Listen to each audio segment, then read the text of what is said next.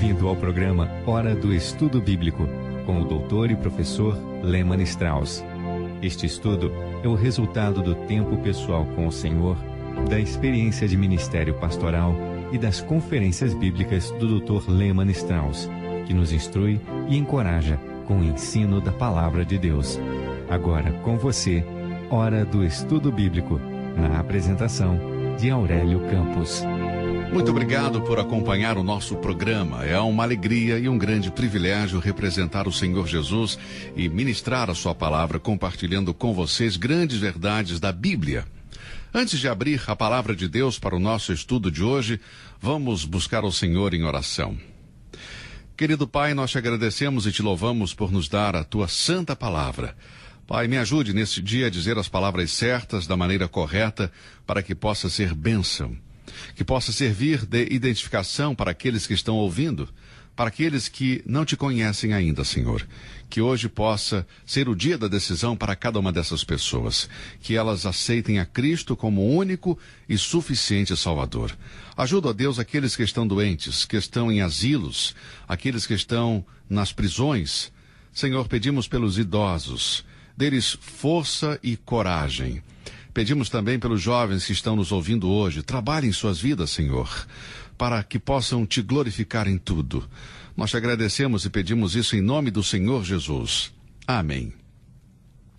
Bem, vamos continuar agora com o nosso estudo sobre as futuras recompensas do crente, o seu galardão, ou poderíamos dizer, o juízo futuro do crente. Lembre-se que este julgamento não determina se vamos para o céu ou para o inferno. Esta decisão já foi tomada.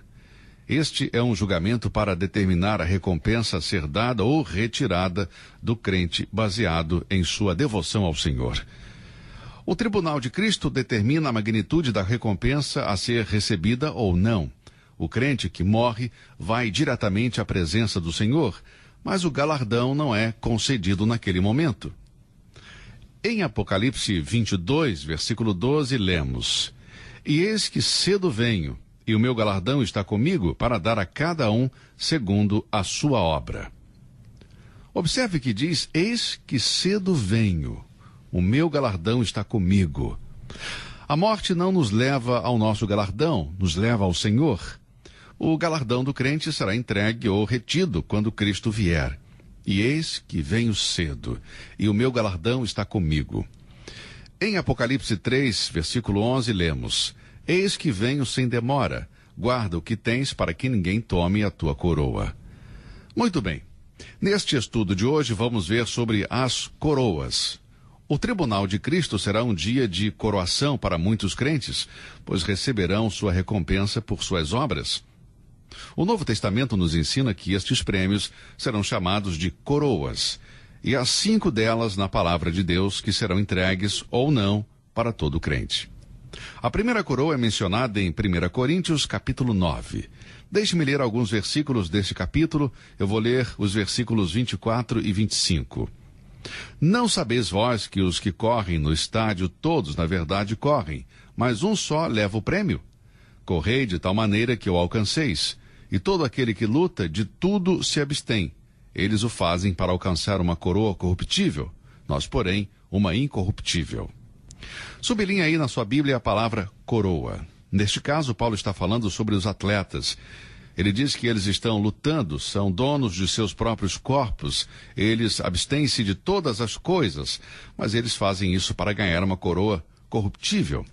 A palavra corruptível significa uma coroa que vai se estragar, uma coroa que não dura para sempre. Mas nós, como cristãos, devemos procurar uma coroa incorruptível, ou seja, que não pereça, que seja eterna. O versículo 26 diz: Pois eu assim corro, não como a coisa incerta, assim combato, não como batendo no ar. Neste versículo, Paulo compara o crente a um boxeador, primeiro com um corredor, depois com um boxeador. Não luto com uma sombra ou com alguém que bate o vento. Mas ele diz no verso 27, Antes subjugo o meu corpo e o reduzo à servidão para que, pregando aos outros, eu mesmo não venha de alguma maneira a ficar reprovado. Agora, deixe-me esclarecer uma coisa. Paulo não está falando sobre a salvação neste contexto. Portanto, Quem diz que o versículo 27 indica que o crente pode perder a salvação está muito equivocado. Você precisa manter o versículo em seu contexto. Não está falando sobre a salvação, mas sim sobre galardão. Está falando de coroa. Ele diz: subjugo o meu corpo e o reduzo à servidão para que, pregando aos outros, eu mesmo não venha de alguma maneira a ficar reprovado. Ou, literalmente, desclassificado. Paulo aqui se vê diante do tribunal de Cristo na sua vinda. Você poderá ver toda a sua vida e se perguntar se receberá ou não um prêmio, tendo em conta como você cuidou do seu corpo. Em seguida, passa a descrever a atividade de um atleta. Um atleta é disciplinado, tem o descanso necessário, alimentação adequada e um equilíbrio metabólico. Um atleta cuida de seu corpo para estar em boas condições. Aqui encontramos uma coroa chamada de coroa incorruptível, que é dada ao crente dependendo de como cuidou do seu corpo. Paulo tem em mente os atletas romanos. Antes de cada competição, os participantes praticavam a autodisciplina. Havia muitos hobbies e prazeres que os atletas poderiam desfrutar, mas eles se privavam de fazer tais coisas para estar em perfeitas condições para o dia da competição. Uma coroa aguardava o vencedor. O crente está em uma corrida. A vida é uma corrida. E um dia vamos estar diante de Deus, no tribunal de Cristo. Nosso Senhor estará ali. A coroa incorruptível será concedida àqueles que tiveram seus corpos em sujeição. Há certos prazeres, passatempos deste mundo que interferem diretamente com o processo de levar o evangelho da salvação para os outros. Se você tem uma vida de vitória sobre coisas que são um obstáculo, sem prover os desejos da carne, você vai ganhar a coroa da vitória no tribunal de Cristo. Agora, meu amado, se um atleta deve sujeitar-se a meses, muitas vezes anos, de treinamento duro e disciplina para alcançar uma coroa corruptível, quanto mais nós, crentes, devemos subjugar os nossos corpos para obter a coroa. Veja, o corpo pertence a Deus. Eu creio nisso. E devemos saber que nossos corpos também pertencem a Ele por ter nos resgatado. Deus nos oferece uma coroa por ter cuidado do corpo. Afinal, o corpo é o único meio pelo qual Deus pode proclamar a sua palavra. Deus poderia enviar anjos para escrever seu plano de salvação no céu ou pregar e ensinar em toda a terra, para todo mundo ouvir e ser salvo e amá-lo. Mas Deus nos escolheu para proclamar o evangelho dessa forma. Ele escolheu fazê-lo através de corpos humanos, de pessoas como eu e você. Deus precisa dos nossos corpos. Nossas mãos são as únicas mãos que Ele dispõe. Deus é Espírito. João 4:24 diz. Alguma vez você já pensou que Deus nunca poderia ter nos salvado sem um corpo? Deus precisa de um corpo para nos salvar. Ele precisa de um corpo para morrer na cruz. Lemos em 1 Timóteo 3, versículo 16. E sem dúvida alguma, grande é o ministério da piedade. Deus se manifestou em carne. Quando Deus, na pessoa do Filho, tomou forma humana, foi com o propósito de nos dar a vida eterna. Ele teve que morrer com um corpo e Deus está fazendo a sua obra atualmente usando corpos. Pense, quando morrermos, se o Senhor não vier antes, toda a oportunidade de servir a Deus neste corpo vai desaparecer.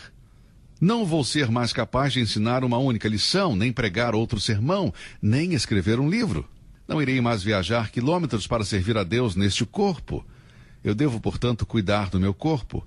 Devo lhe dar o descanso que precisa, o exercício que precisa, a alimentação correta. Meu irmão, o corpo pertence a Deus. E como propriedade de Deus, devemos conservá-lo, cuidar bem dele. Você tem cuidado bem do seu corpo? Reflita. Em 1 Coríntios 6, versículos 19 e 20 diz: Ou não sabeis que o vosso corpo é o templo do Espírito Santo que habita em vós, proveniente de Deus, e que não sois de vós mesmos? Porque fostes comprados por bom preço, glorificai, pois, a Deus no vosso corpo e no vosso espírito, os quais pertencem a Deus. Meu amigo, vamos nos dedicar para alcançar uma coroa incorruptível. Talvez alguém diga: mas irmão Strauss, já não tenho mais idade. Deixe-me dizer uma coisa. Comece hoje. Aproveite ao máximo o tempo que lhe resta de vida. Dedique o seu corpo a Deus. Em Romanos, capítulo 12, nós lemos: Rogo-vos, pois, irmãos, pela compaixão de Deus, que apresentei os vossos corpos em sacrifício vivo, santo e agradável a Deus. Deus não está à procura de um cadáver, nem de um herói morto. Deus está à procura de corpos vivos, dedicados, consagrados a Ele. Devemos considerar o nosso corpo, pois ele pertence a Deus. No Novo Testamento temos 5 coroas, portanto, 20% do prêmio será para aqueles que têm cuidado com o corpo. Pense nisso, amigo, reflita. 20% das coroas está relacionado com o cuidado que damos ao corpo. Bem, a primeira coroa, como vimos, é a coroa incorruptível, que será dada para o crente que reconhecer o corpo como possessão divina. Nós temos uma outra coroa, que é mencionada em 1 Tessalonicenses capítulo 2. Ela também tem a ver com os galardões futuros do crente. Paulo escreve em 1 Tessalonicenses 2, versículos 19 e 20. Vamos ler. Porque qual é a nossa esperança ou gozo ou coroa de glória? Porventura não sois vós também diante de nosso Senhor Jesus Cristo em sua vinda? Na verdade, vós sois a nossa glória e gozo. Esta coroa foi chamada muitas vezes de a coroa de ganhar almas. No Antigo Testamento temos um versículo bem conhecido que diz: o que ganha almas é sábio. Mas, em última análise, não é o Espírito Santo quem ganha almas? Nós não somos ganhadores de almas, nós somos testemunhas. Nós propagamos a palavra de Deus com o nosso modo de vida, com o nosso falar, ao entregar um folheto evangelístico e etc. Desta maneira, testemunhamos e entregamos a palavra de Deus. Nós simplesmente espalhamos as sementes. Não podemos salvar ninguém. Lembro de ler uma história de Moody, renomado evangelista. Uma vez um homem que estava sob a influência do álcool se encontrou com Moody e disse: eu sou um dos seus convertidos. E Moody então respondeu: bem, na verdade você se parece com um dos meus convertidos, porque se tivesse sido realmente convertido pelo Espírito Santo, estaria sóbrio e não bêbado. Meu querido amigo, eu não quero converter ninguém. Creio que muitas vezes os pregadores pressionam as pessoas para tomar uma decisão pública e muitas pessoas são obrigadas a ir para frente movidas por suas emoções. Algumas nunca nasceram de novo realmente. Depois nos perguntamos como temos tantos nomes na lista de membros e tão poucas pessoas que trabalham para Deus e o servem. Bem, eu creio que é porque muitos não são convertidos. Eles se converteram ao pregador e não é o que nós precisamos e queremos. Ocasionalmente você ouve alguém dizer: quantas pessoas se converteram com você nas reuniões? Sabe, eu não sei. E eu respondo da seguinte forma: só Deus sabe quantas pessoas foram salvas. Geralmente eu prego em igrejas por todo o país, congregações que afirmam ter 1000 membros. E, no entanto, quando você vai em domingo, não encontra mais do que 300 pessoas.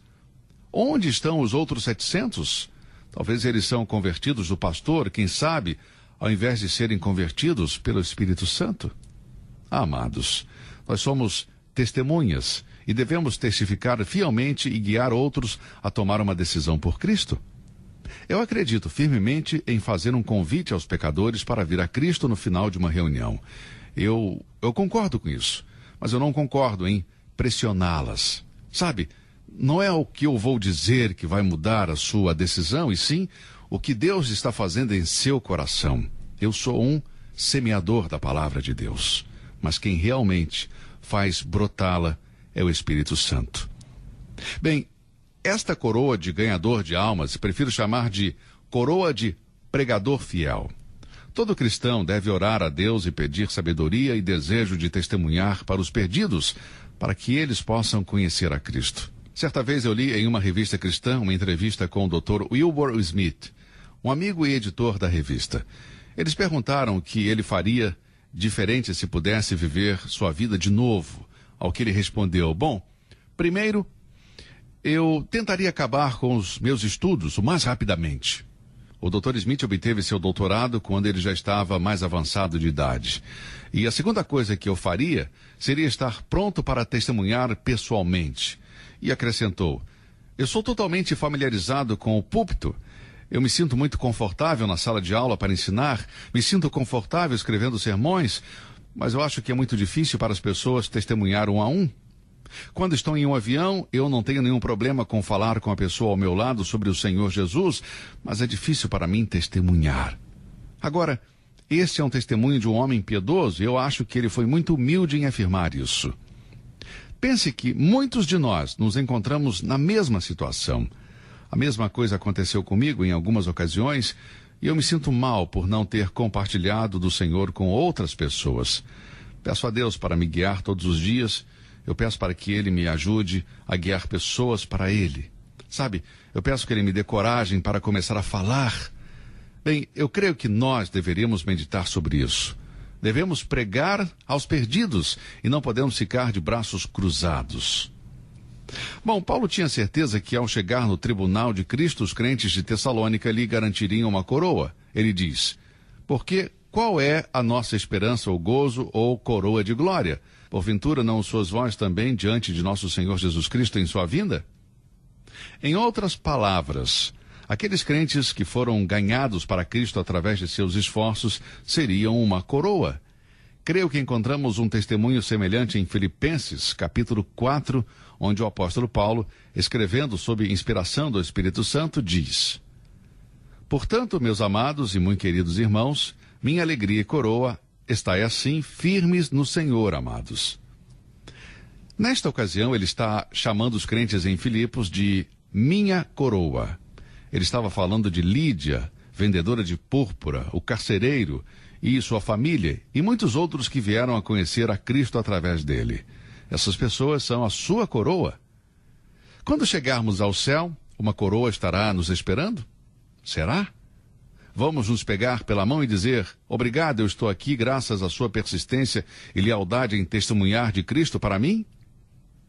Uma vez em uma das minhas viagens, estava pregando em uma igreja e uma senhora se aproximou de mim e disse, sua irmã me guiou aos pés de Cristo há muitos anos atrás. Imagine a minha alegria em saber que a minha irmã levou uma pessoa a Cristo, que morava a mais de 5 quilômetros de distância.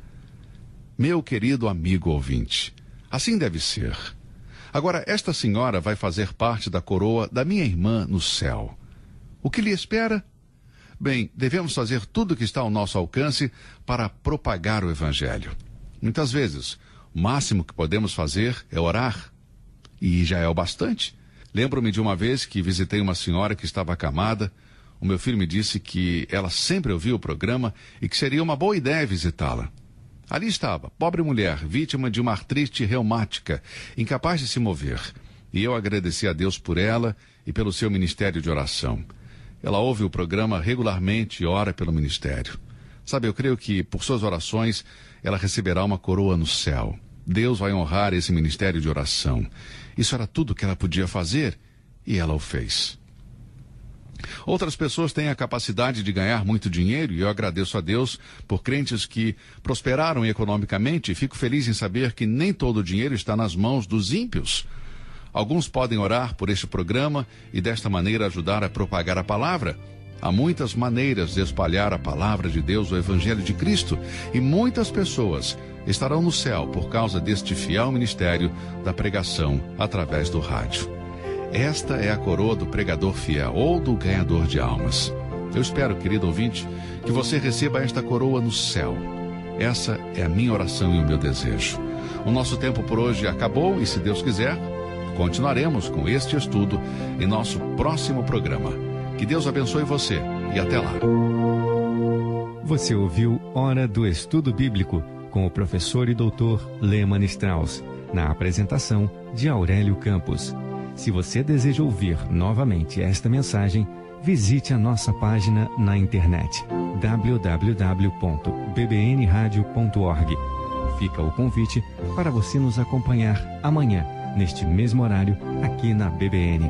Hora do Estudo Bíblico é uma produção da BBN.